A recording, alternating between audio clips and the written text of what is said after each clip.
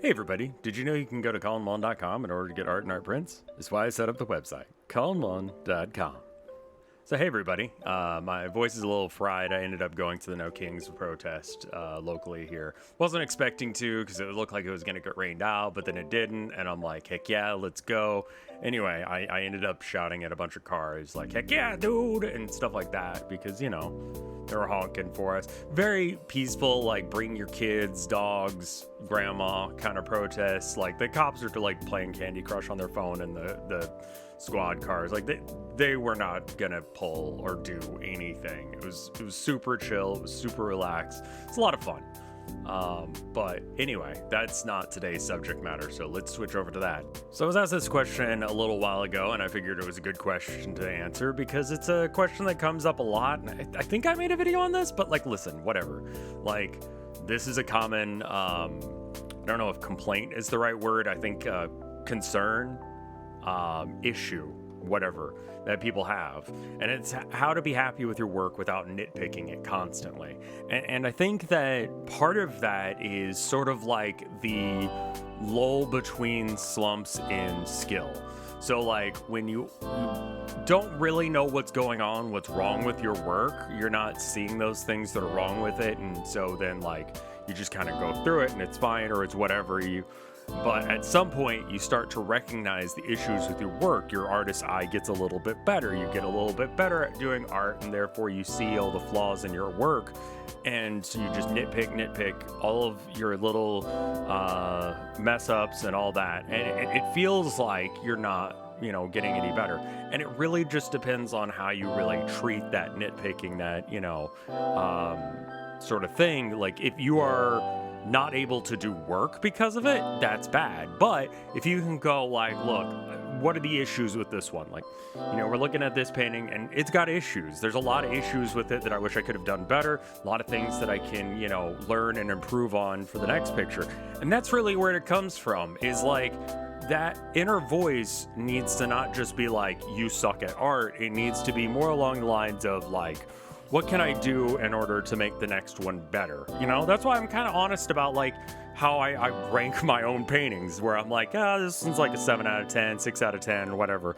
Is because like, it's helpful to say like that one wasn't as good as I know I can do, because like, you know, you're gonna have bad days. You're gonna have, I don't know. I don't think Olympic athletes set records every single day. You know, like they have off days. They have days where they screw up. Now, what their screw up looks like versus mine, obviously very different. I don't know as if I can run a mile like in like, I don't know, whatever the amount of time is normal, but probably not, you know. I guess what I'm trying to say is that when you start nitpicking your work, take that as that you are getting better at art because you're able to nitpick. But, you know, allow that to fuel and improve your next work rather than just continuously looking at that one piece. And maybe have some solace in just knowing that, hey, I'm able to nitpick this because I've gotten better at art. And my ability to draw it has not improved with my ability to see the flaws yet. And that's okay. That's part of the process. You slowly can go, okay, well, those are the issues that I've got. And then you progress from there rather than just, you know, noticing them and then just leaving them there. You're noticing your issues. This is a great step for you. And this is a good step for you to be able to progress. My point more is that, like, for everyone, there's a different level for that. And I think you need to be okay with you having mistakes in your work, because if you constantly pick at a piece and never actually say it's done now, if you don't have your own way of finishing a work mentally in your head, for me, it's signing it. Once it's signed, it's done. I don't go back and touch it after I sign it, because it's just like, that painting's done. I need to move on with my life, need to move on with the things going on. Same way that you could look at past relationships or whatever. Like, you can see, where did I screw up? What were the issues? But you need to not, like, linger on it. You need to not be like, they were right about everything and I'll never find... Like, that's just bad for your brain, man. Don't do that to yourself. Instead, go, like, what can I do better in the next time? What can I do different, you know, at this next job? What can I do, you know, whatever. And that's the energy that I think you should be putting into when you're critiquing your own work. It's not that like you suck and you'll never do good art. You're going to have some bad paintings before you get to some good ones. And if you look back at your really, really old work, you're likely to see issues in them that you didn't see when you were making them originally. And that's because you got better at making art. You got better at seeing the flaws in your art. And this is the upwards climb of your next level of progression. You've realized that there are mistakes in your work. There are things that you could do better. How do you fix them? Learn how to fix them. Do what you need to in order to fix them, and then do that in the next piece. You know, each piece you should look at critically and go, how can I improve on the next one? But it shouldn't be like a way of tearing yourself down.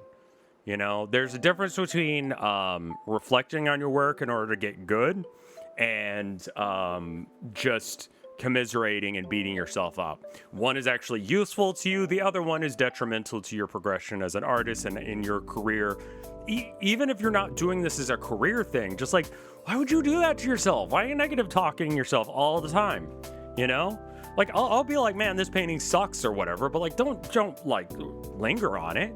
Let it go. Move on to the next painting. Okay, next time I need to make sure I got the perspective right. Okay, so I've screwed up the perspective. What can I do better about that? Okay, well, maybe I should make actual, you know, sure that I've got the proportions right, that I'm not trying to like jam something in there and then therefore the proportions work, or whatever your issue is, you know, like see it as a problem to overcome in the next one rather than an issue that you will permanently have, and your next painting will be better.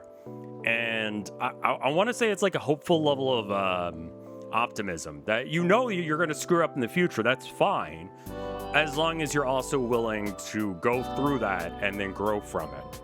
But anyway, that's my take on this. If it was helpful to you, you can go to patreon.com/RevScarecrow, donate some money if you want. If you don't have the money or if you're not able to, you can also just subscribe. That's free. I try and upload on this channel every other week. That way you can get a constant feed of me just talking about art. Trying to maybe encourage you to just be like, yeah, you know what? Art's fun. I should do some. So if that's useful to you, patreon.com/RevScarecrow. The people at the $5 tier or more get their names in the credits, and that's what these wonderful people did. Starting with my mom and dad. I love you. Thank you, Webfu. Thank you, Vixilux. Thank you, Tofoundor. Thank you, Split. Thank you, Spaghetto. Thank you, Sophia Nope. Thank you, Skelecorgi. Thank you, Seraph. Thank you, Reverend Joe. Thank you, Pig Wrestler. Thank you, MP. Thank you, Mortis. Thank you, Michael Carr. Thank you, Luna Ray. Thank you, Katie Vallant. Thank you, Josepher. Thank you, Gabriel Bennett. Thank you, Freak Wannabe. Thank you, Egg. Thank you, Count Cannoli. Thank you, Chiptune Glitch. Thank you, Amber. Thank you, Aguag. And thank you, Ats! Oh man, that one came out weird. Anyway, thank you guys so much for just, I don't know, paying enough attention to me to watch this whole video. It really, really makes me happy. So, you know, I'll see you guys in the next one, but you just have a great day, okay? I'll see you then. Bye.